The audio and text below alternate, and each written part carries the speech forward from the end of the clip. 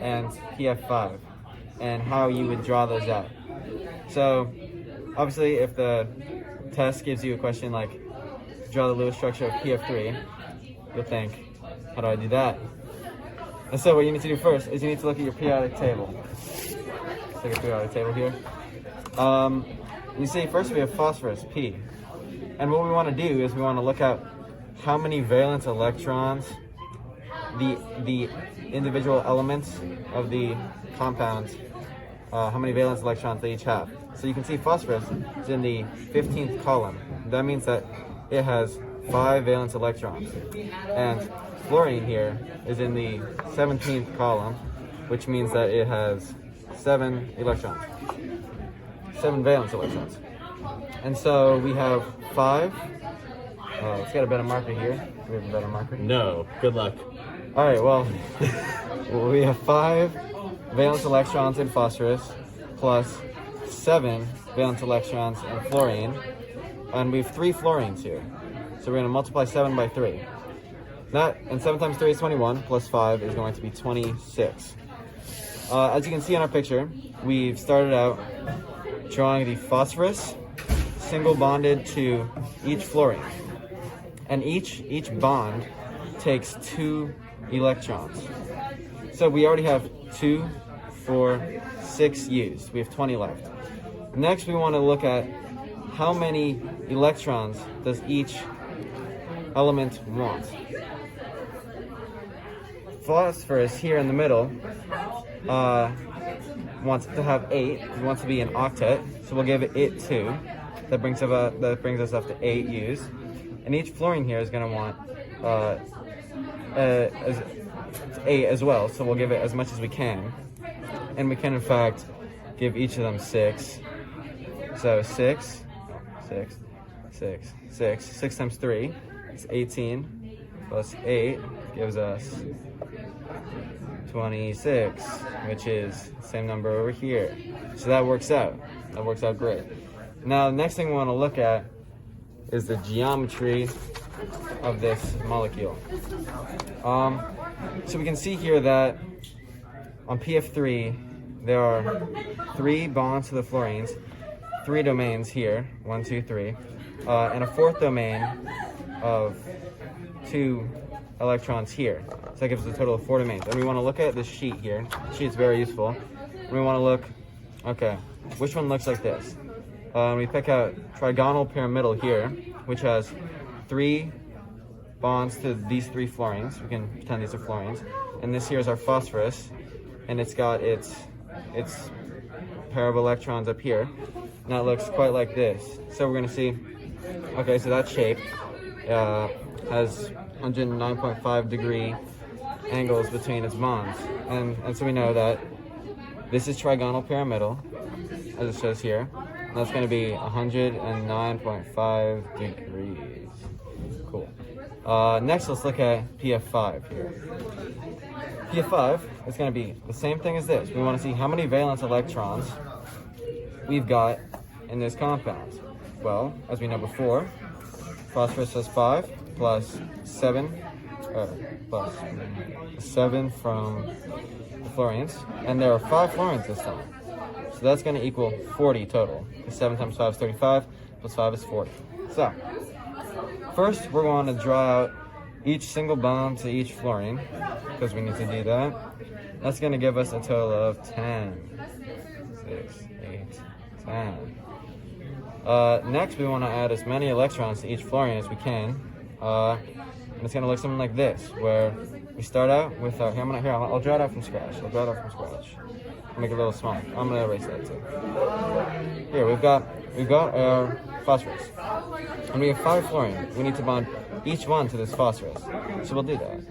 Fluorine, 3, 4, 5. Now it uses 10. We know we need to use 40, remember?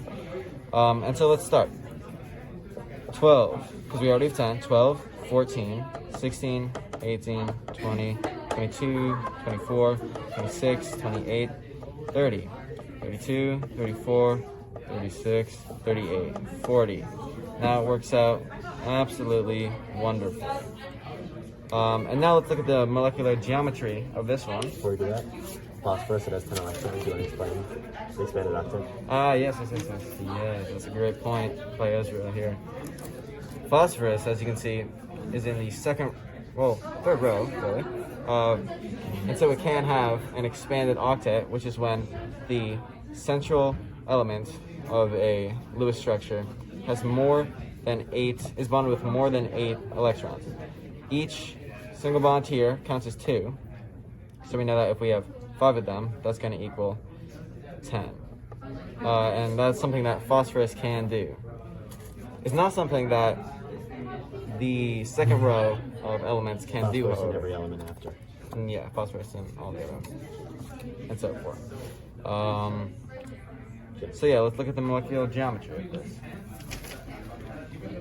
Let's see, we've got 5 single bonds, so let's try and find that on our sheet. That's gonna look something like this one. It looks like this one. 1, 2, 3, 4, 5. So it looks like that one can either be 90 or 120 degrees. 90 and probably 120 degrees. And we know that it is trigonal bipyramidal. I'm not gonna write that out because it's long. Something like that. Yeah, so that's molecular geometry. All right, second part of the question. This is question B part. Yay. Let's go. So it says, is PF3 a polar or a non-polar molecule? And to figure this out, we can do this by figuring out the dipole moments of this Lewis structure that we've made in the last step of this question. So PF3, we know the Lewis structure looks like this, and we know that the geometry is trigonal bipyramidal, so it'll look like that. So what we can do is look at the electronegativity difference between all these bonds. We're lucky since these bonds are only between a specific 2 types of, 2 atoms of 2 different kinds of elements, just phosphorus and fluorine. So if we look on the back of this periodic table sheet, we can see the electronegativity. And we can see phosphorus has an electronegativity of 2.1 and fluorine has an electronegativity of 4. So we find the difference of those, that's 1.9. And the rule is that if the electronegativity difference between in a bond is greater than 1.5 and less than 2, that is a polar covalent bond. If it's less than 0.5, it's non-polar covalent. If it's greater than 2.0, it's ionic. So we can see now that these are all polar covalent bonds. And so now we can draw some dipole moments pointing where those dipole moments go. So for example, fluorine is the more electronegative element here, more electronegative than phosphorus. So all of these bonds, the dipole moment is going to point towards fluorine and be positive at phosphorus. Let's draw all those out.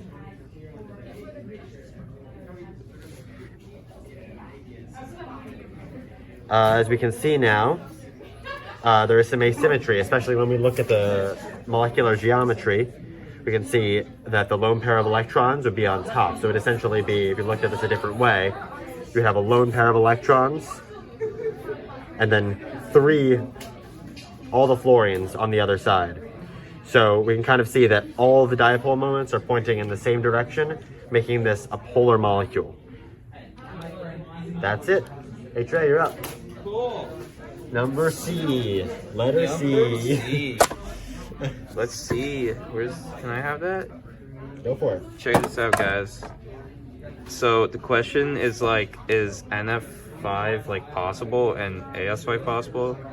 So NF5, you ever hear the thing called the expanded octet rule? It's kind of cool. It's if anything's past fluorine and phosphorus, thank you, this letter, well, you can do expanded octet, but before you can't, and nitrogen's way before, it's up here. And this got 10 electrons surrounding it, 1, 2, 3, 4, 5 times 2, 10.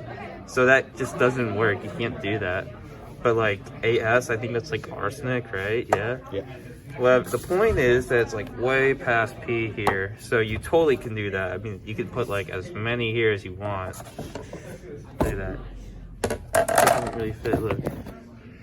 Boom, it works. Yes. Thank you. All right.